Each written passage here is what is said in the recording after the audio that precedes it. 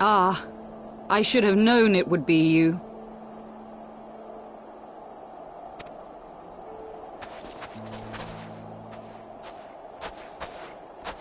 Word reached me of a struggle with a small but well-armed band of trespassers.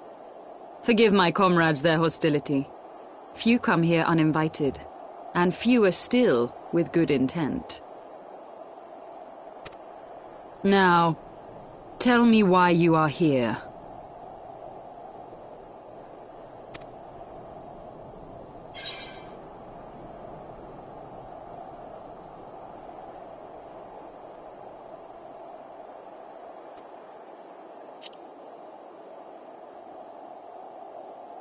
So, you seek to stem the Dravanian tide with talk? A romantic notion. If you but knew the truth, the spark which lit the flames of this animosity, you would understand the futility of your quest.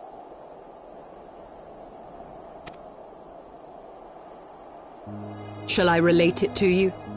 The sordid history my gift has shown me. That which the Holy See has taken such pains to suppress.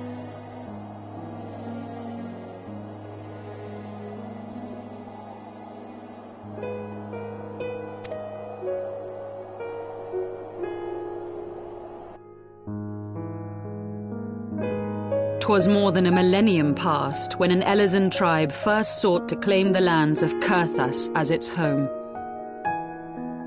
Unfortunately for them, Kurthas was already home to dragonkind, and they were not inclined to make way for the invaders. Thus did a bloody war begin, a war which might well have rumbled on until one or the other side was exterminated. had it not been for the resolve of a single woman. That woman's name was Shiva.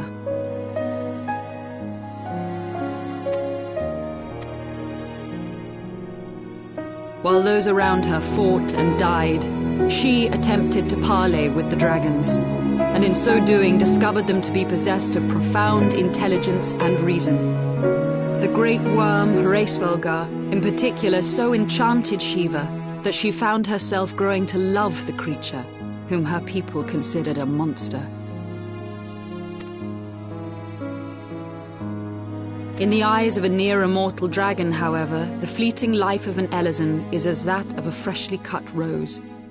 Scarce has the flower bloomed before it begins to fade and wither. Such melancholy musings plagued Ffxiv, who had found in Shiva an unexpected and beloved soulmate. He knew that all too soon, death would snatch her away from him.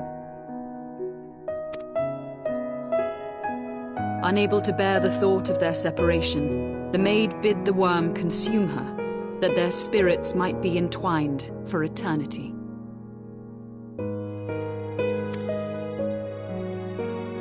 Though loath to perform the deed, Ffxiv ultimately gave in to her plea, and soon thereafter the tale of their ill-fated love spread throughout the two warring factions.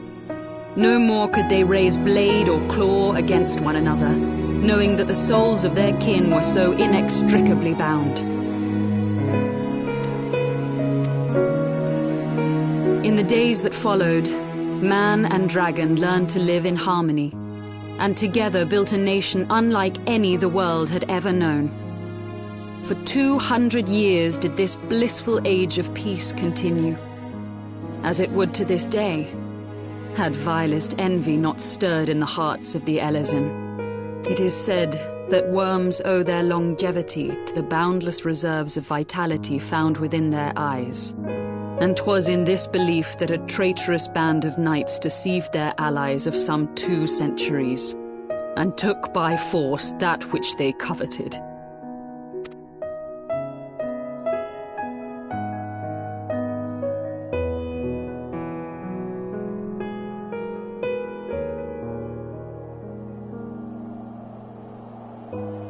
Nidhogg, he who now stands poised to unleash his wormlings upon Ishgard, was the great dragon who lost an eye to Elezen treachery.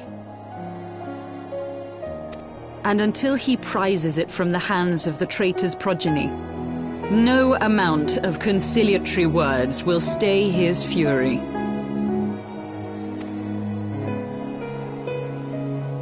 You are wrong, Lady Iceheart.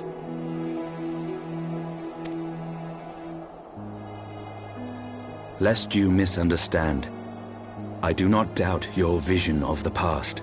'Tis true that Nidhogg greatly desired to reclaim the Eye. Indeed, it was for that very reason that I kept it with me as I roamed the land, attempting to draw him away from the city.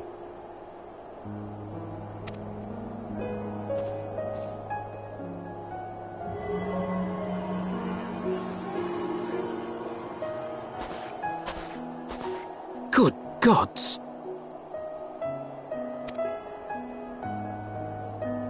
Until recently, Nidhogg seemed unable to resist its allure and pursued me relentlessly. Needless to say, that is no longer the case. Now, it would seem, he has fixed his attention on Ishgard itself, though he knows full well the Eye does not reside there.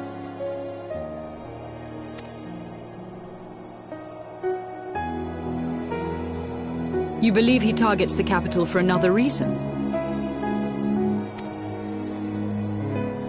I believe reason has all but left him. Through the Eye, I feel much of what Nidhogg feels, and the dragon's thirst for vengeance will not be quenched by aught less than a sea of blood.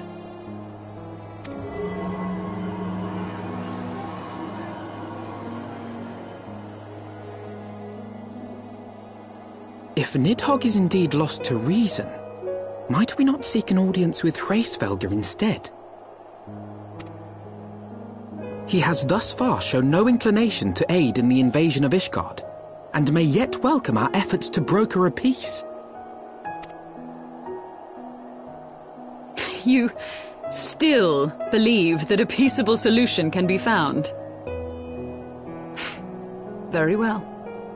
I will take you to him.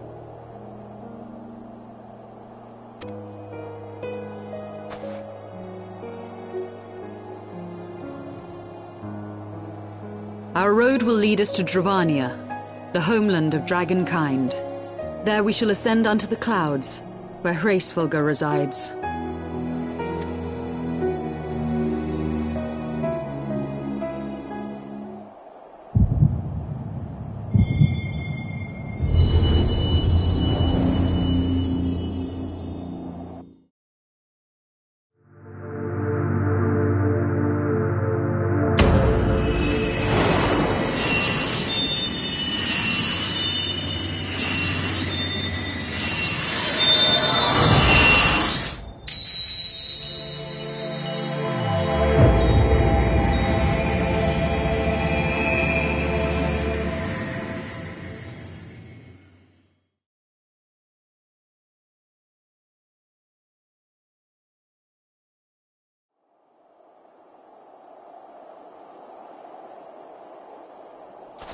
Is aught amiss, my friend?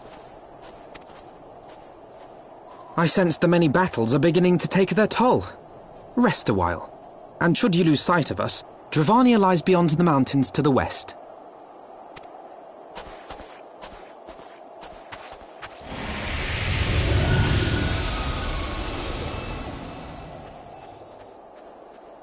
Curious.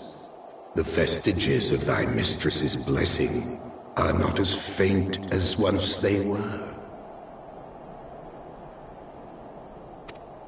Thy will to succeed grants thee unusual fortitude. But will it be enough?